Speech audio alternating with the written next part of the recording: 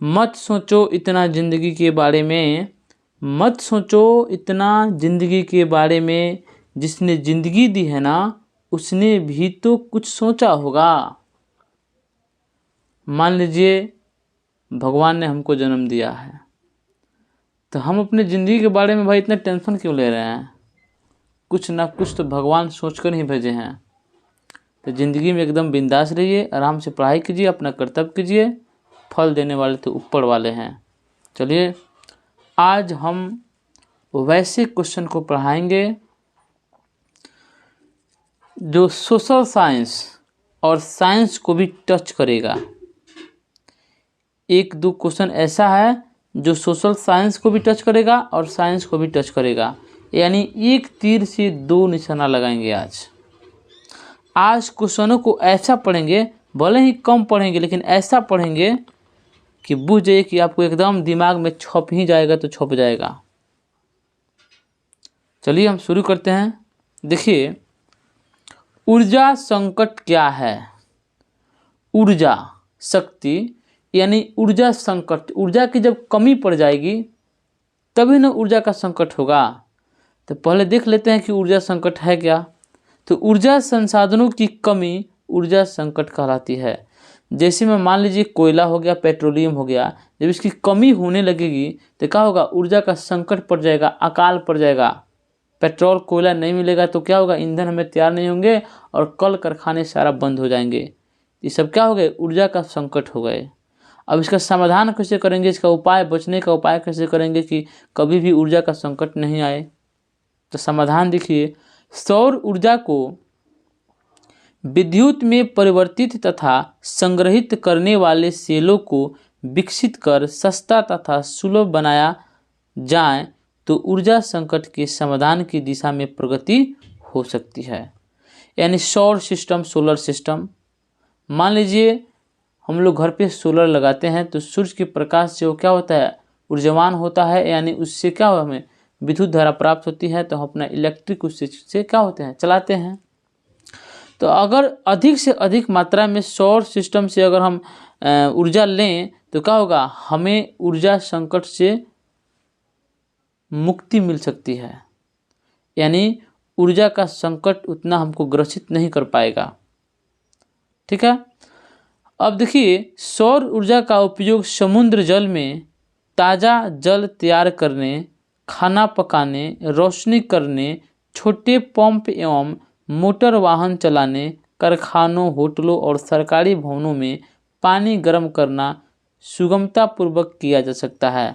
आजकल solar system एक बहुत बड़ा प्लेटफॉर्म बन चुका है। सोलर सिस्टम के द्वारा बहुत से लोग अपना हर एक कार्य को कर रहे हैं। पंखा चलाना, खाना तक की बन रहा है। देखिए सोलर सिस्टम से क्या होता है? विद्युत मिलता है। जितना बड़ा प्लेट रहेगा उतना ही ज़्यादा विद्युत मिलेगी।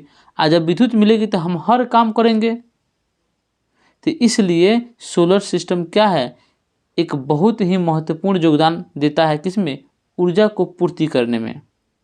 कोयला और पेट्रोलियम तो कभी ना कभी तो खत्म हो ही जाएंगे, लेकिन सूर्य खत्म होने वाला नहीं है।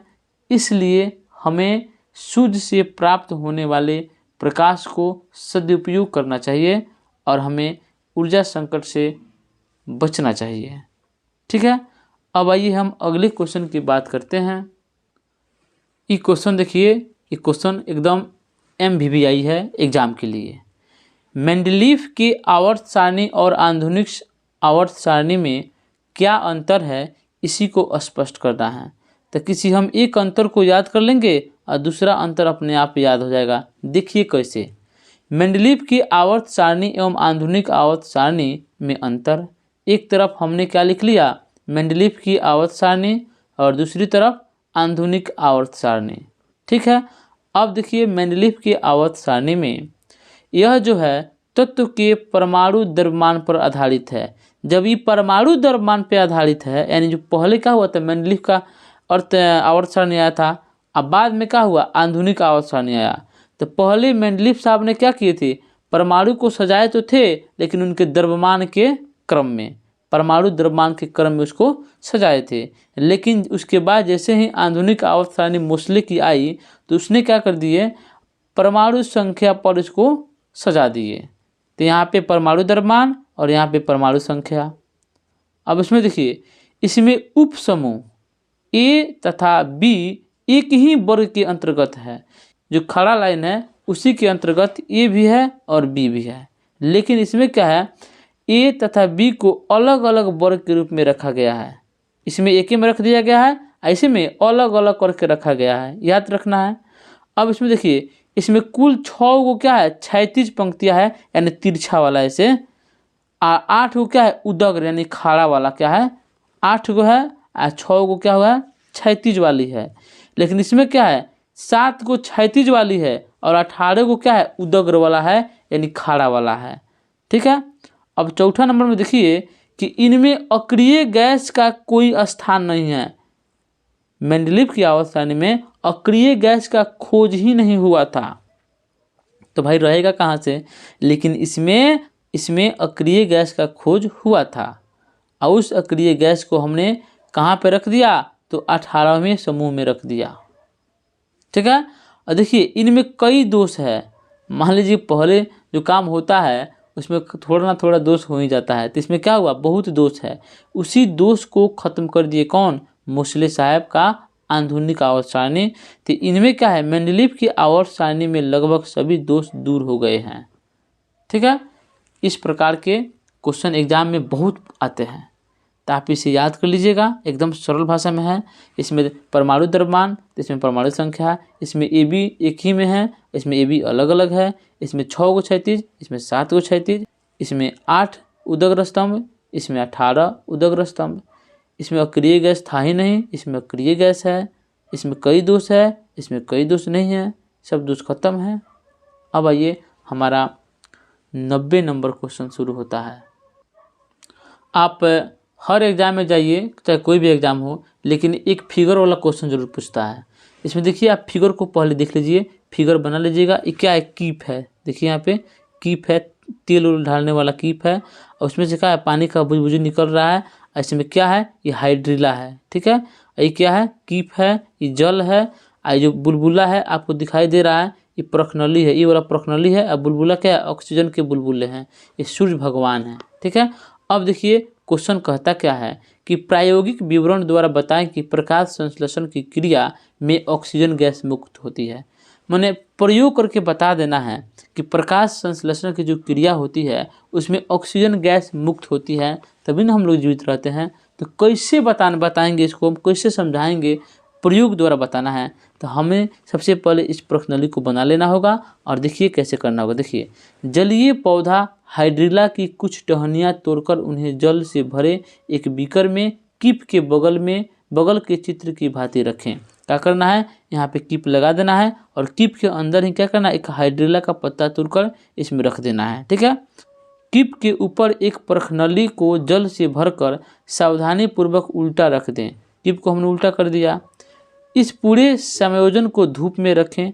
आप पाएंगे कि पत्तियों के पास से गैस के बुलबुले उठते हैं जो प्रखनली में जाते हैं। यहाँ से क्या होगा, गैस का बुलबुला निकलेगा और क्या हो जाएगा, ऊपर जाएगा, जो प्रखनली में जाते हैं। प्रखनली के जल का स्तर नीचे गिरता जाता है। प्रखनली में क्या होता है, जल यहाँ था, कुछ देर के बाद यहाँ आ जाएगा, कुछ यहाँ आ जाएगा, इसे करते करते करते नीचे आता जाता है। तो प्रखनली की गैस का परीक्षण करें तो यह क्या है, ऑक्सीजन गैस है। यानी जो बुलबुले निकल रहे हैं उसमें ऑक्सीजन गैस निकल रहा है, तभी तो पानी का स्तर नीचे की ओर जा रहा है। इससे स्पष्ट होता है कि प्रकाश संश्लेषण की क्रिया में ऑक्सीजन गैस मुक्त होती है। आशा करता हूं कि आपको स्पष्ट रूप से याद हो गया होगा। तो चलिए, अगर हमारे चैनल को आप सब्सक्राइब नहीं किए हैं तो सब्सक्राइब करके बेल आइकन को प्रेस कर दीजिए। 5 दिन पहले हम आपको एक धांसू ट्रिक लेकर आ रहे हैं, उसको समझाएंगे। जो पढ़ने वाला छात्र है वो तो भाई पास कर ही जाएंगे, लेकिन जो भाई पढ़ने वाला छात्र नहीं है उनके लिए विशेष ज़रूरी है सुनना उस बात को कि अपने एग्जाम में कैसे क्वेश्चनों से लड़ेंगे, कैसे क्वेश्चनों का आंसर देंगे। ठीक है। तो चलिए हम चलते हैं। जय हिंद, जय भारत।